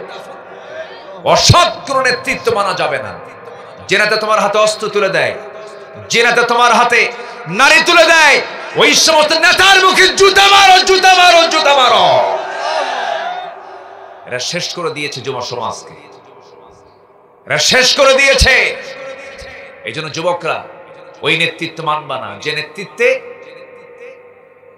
আখিরাত শেষ হয়ে যাবে, যে নেতৃত্ব মানলে পরে জাহান্নাম বরাদ্দ হবে। ওই সমস্ত নেতৃত্বের তোমার পতন ঘটায় দাও। সৎ নেতৃত্ব গ্রহণ করো। মূল নেতা হবেন মুহাম্মদ সাল্লাল্লাহু আলাইহি ওয়াসাল্লাম। যুবকরা মনে থাকবে, নাম্বার 1 নারী ফিতনা থেকে বাঁচবে, নাম্বার 2 সকল প্রকার নেশা থেকে বাঁচবে, নাম্বার 3 অসৎ নেতৃত্বের দাফন করবে। আল্লাহ তুমি যুবকদেরকে হেফাজত করো। জোরে বলি আল্লাহুম্মা আমিন। নফসকে পরিশুদ্ধ করব, আমরা নফসকে ট্রিটমেন্ট করব কোরআন দিয়ে, ইসলাম দিয়ে। আমরা মেনে চলবো কার বিধান? কার বিধান? আল্লাহর বিধান। নাম্বার 3 হলো সত্যবাদী হতে হবে। সত্যবাদী যারা হবে তারা সফল হবে। সত্যের বিজয় অবশ্যই হবে একদিন। সত্যকে কেউ দাবিয়ে রাখতে পারে না। হকের বিজয় কে দিয়ে দিবেন? আল্লাহ দিয়ে দিবেন। নাম্বার 4 হলো তাকওয়া যদি অর্জন করতে পারো, আল্লাহ রাব্বুল আলামিন বলেছেন তুমি সফল হয়ে যাবে। মাইয়ুতিইল্লাহা ওয়া রাসূলাহু ওয়া ইয়াখশাল্লাহা ওয়া ইয়াত্তাকিহি ফাউলাইকা হুমুল ফাইজুন। জোরে বলি আল্লাহু আকবার। যারা তাকওয়া অবলম্বন করবে তারাই সফল হয়ে যাবে। যারা আনুগত্য করবে আল্লাহর এবং রাসূলের তারা সফল হয়ে যাবে। নাম্বার 5 হলো যারা ধৈর্যশীল হবে তারা সফল হয়ে যাবে। নাম্বার 6 হলো আনুগত্য করবে যারা আল্লাহ এবং রাসূলের তারা সফল হয়ে যাবে। ওয়া মাইয়ুতিইল্লাহা ওয়া রাসূলাহু ফাকাদ ফাযা ফাওজান আযীমা। জোরে বলুন আল্লাহু আকবার। নাম্বার 7 হলো সৎ কাজের যারা আদেশ দেবে, অসৎ কাজের যারা বাধা দেবে তারা সফল হয়ে যাবে। যারা পারেন ঠোঁট মিলিয়ে বলুন ওয়ালতাকুম মিনকুম উম্মাতুন ইয়াদউনা ইলাল খায়রি ওয়া ইয়া'মুরুনা বিল মা'রুফি ওয়া ইয়ানহাউনা আনিল মুনকার ওয়া উলাইকা হুমুল মুফলিহুন। সূরা আলে ইমরান আয়াত নম্বর 104। আল্লাহ বলছেন তোমাদের মধ্যে এমন একটা দল থাকা দরকার যে দলটা মানুষকে সৎ কাজের আদেশ দেবে, অসৎ কাজের বাধা প্রদান করবে এবং তারা আল্লাহর ভাষায় তারাই হবে সফল কাম। জোরে বলি সুবহানাল্লাহ। সফল হওয়ার জন্য 7 নাম্বার পয়েন্ট চলে গেল। নাম্বার 8 হলো তওবা করব আমরা কার কাছে? আজ তওবা করব কার কাছে? যে বান্দা তওবা করে তার প্রতি আমার আল্লাহ বেশি খুশি হয়ে যান। বান্দা ভুল করে আল্লাহর কাছে মাফ চায়, আল্লাহ পাক দারুণ খুশি হয়ে যান। দুনিয়ার কারো কাছে মাফ চাবেন, সে মাইন্ড করবে। দুনিয়ার কারো কাছে আপনি বারবার চাবেন, সে বিরক্ত হয়ে যাবে। কিন্তু আমার আল্লাহ এমন প্রভু, আমার আল্লাহ এমন রব, দুনিয়ার মানুষকে বারবার চাইলে পরে বিরক্ত হয়, কিন্তু আমার আল্লাহকে বান্দা চাইলে পরে বারবার আল্লাহ বেশি বেশি খুশি হয়ে যায়। আল্লাহ রাব্বুল আলামিন সুন্দর করে বলছেন তুবু ইলাল্লাহি জামিআন আইয়ুহাল মুমিনুনা লাআল্লাকুম তুফলিহুন। জোরে বলুন আল্লাহু আকবার। আশা করা যায় সফল হবে, কিন্তু শর্ত হলো তোমরা সবাই মিলে তওবা করে আল্লাহর কাছে মাফ চাও। তোমার গুনাহ আর আমার আল্লাহর ক্ষমা, তুমি যদি আল্লাহর কাছে ক্ষমা চাইতে পারো, মাফ চাইতে পারো, আল্লাহ তোমাকে অবশ্যই অবশ্যই মাফ করবেন, ক্ষমা করে দিবেন। এই জন্য একটা গুরুত্বপূর্ণ মাধ্যম হচ্ছে তওবা করা। আল্লাহর কাছে আমরা তওবা করব। তওবা কাকে বলে? তওবা করার কিছু সিস্টেম আছে। যে গুনাহ করেছো এই গুনার জীবনে করব না, আল্লাহর কাছে বলতে হবে আল্লাহ এই গুনাহগুলো তুমি আল্লাহ আমাকে মাফ করে দাও। জীবনে আমার সজ্ঞানে এই গুনার কাছে আমি আল্লাহ আমি বান্দা তোমার ভয়ে এই গুনার কাছে আর জীবনে কখনো যাব না। এই জাতীয় তওবা যে বান্দা করবে সেই তওবা কবুল করে নেন তিনি আমার কে? আমার বন্ধুগণ, তওবা মানে হলো ফিরে আসা।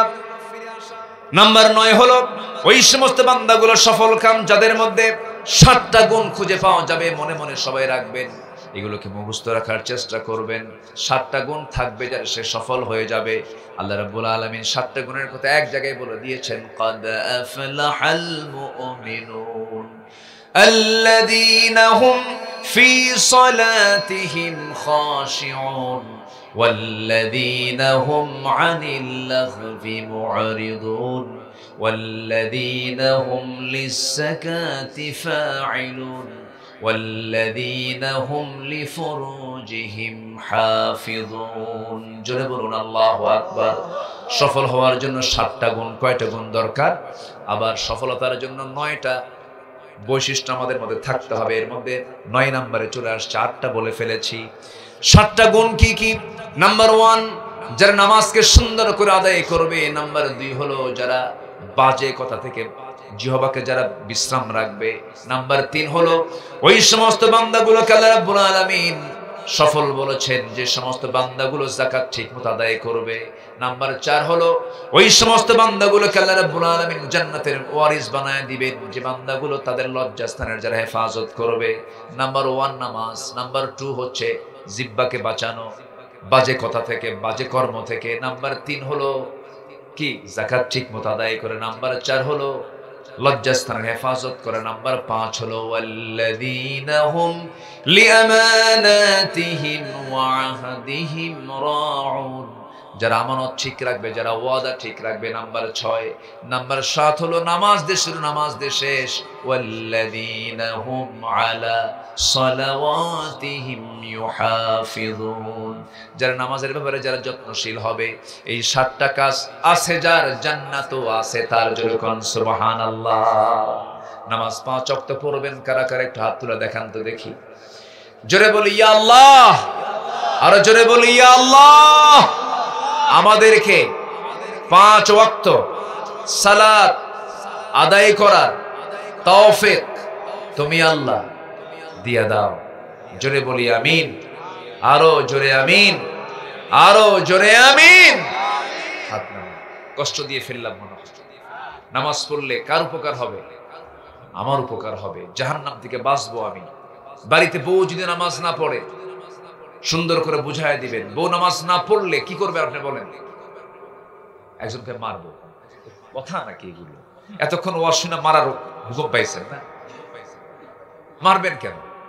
সুন্দর করে বুঝাবেন। বাইরে কি ঠিক করা যায়? আদর করে ঠিক করা যায়। আদর করবে, একটু প্রশংসা করবেন, একটু বলবেন তুমি কি জান্নাতে তুমি একা একা থাকবা? না। আমি কি একা একা জান্নাতে থাকতে পারবো না? দুনিয়াতে একসঙ্গে ছিলাম, একই ছাদের নিচে একসঙ্গে দুইজনে জান্নাতে থাকতে চাই। সুন্দর করে বুঝায়া বলবেন। বাচ্চাদেরকে ডাক দিবেন, বাবা তুমি আমার সন্তান, জান্নাতে আমার একসঙ্গে শপিং এ যাবো, একসঙ্গে বাজার করবো। সুবহানাল্লাহ বলবেন না? জান্নাতে বাজার আছে, কিন্তু জান্নাতে কি আছে? বাজার আছে। একসঙ্গে যাব। তুমি আমার ছেলে ছিলা, জান্নাতে আমি তোমার সঙ্গে দেখা করতে চাই, একসঙ্গে থাকতে চাই। বাবা নামাজ পড়ো। সুন্দর করে বুঝাবেন। বউকে পিটানো তো সুন্নতে মুআক্কাদা নাকি? তো পিটানোর কথা বলেন কেন? 4টা কারণে বউকে মারা যায়, শুনবেন কি? মারার জন্য শুনবেন? লক্ষণ তো খুব খারাপ। 4টা কারণে স্বামী তার স্ত্রীকে শাসন করতে পারবে যদি নামাজ না পড়ে। 1 নাম্বার কি না পড়ে? নামাজ না পড়ে। নাম্বার 2 হলো রমজান মাসের যদি রোজা না রাখে।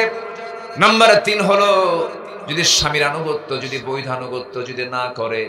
নাম্বার 4 হলো সতীত্বের যদি হেফাজত না করে, পর্দায় যদি না থাকে। 4টা কারণে স্বামী তার স্ত্রীকে শাসন করতে পারবেন। তবে শাসন করার জন্য 1.5 হাত লাঠি দিয়ে মারা যাবে না, নাকে মারা যাবে না, কপালে মারা যাবে না, মুখে মারা যাবে না, বুকে মারা যাবে না।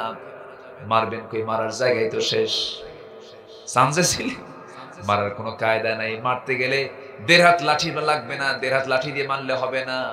পকেটে থাকা একটা মেসওয়াক আপনি বের করতে পারেন। মেসওয়াকের 9 ইঞ্চি মেসওয়াক। এই 9 ইঞ্চি মেসওয়াক নিয়ে আপনি যখন আপনার স্ত্রীকে শাসন করতে যাবেন, এই দৃশ্য কোনো আদম সন্তান দেখলে পরে দেখে কি রাগ করবে না হাসবে? কি দেখে কি বলবে? মারে না, আদর করে। আদর করে। চান্সে ছিলেন, উপায় নাই। আমার মায়েরা খুব খুশি, হুজুর আপনি খুব ভালো। জি আলহামদুলিল্লাহ, অনেক সুন্দর। আপনারা যে আমাকে এত সময় দিয়েছেন, বলি আলহামদুলিল্লাহ। কেউ যাবেন না? আমার মাহফিল কালকে এই দুনিয়াতে না, চাঁদপুর। চাঁদ মানে কি? এই দুনিয়া চাঁদপুর, সেই কুমিল্লা চাঁদপুর নোয়াখালীর কাছাকাছি একদম লক্ষ্মীপুরের সীমান্ত এলাকার নাম হচ্ছে বর্ডার, ওই নামই বর্ডার।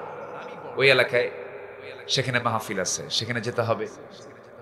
তা আমি যাব, আপনিও যাবেন বাড়িতে। আমার ডিস্টেন্স কিন্তু অনেক দূর, আমি অনেক দূরে যাব। তা আমরা একসঙ্গে দোয়া করব, কেউ যাবেন না? আমরা একসঙ্গে দোয়া করে এখান থেকে উঠবো।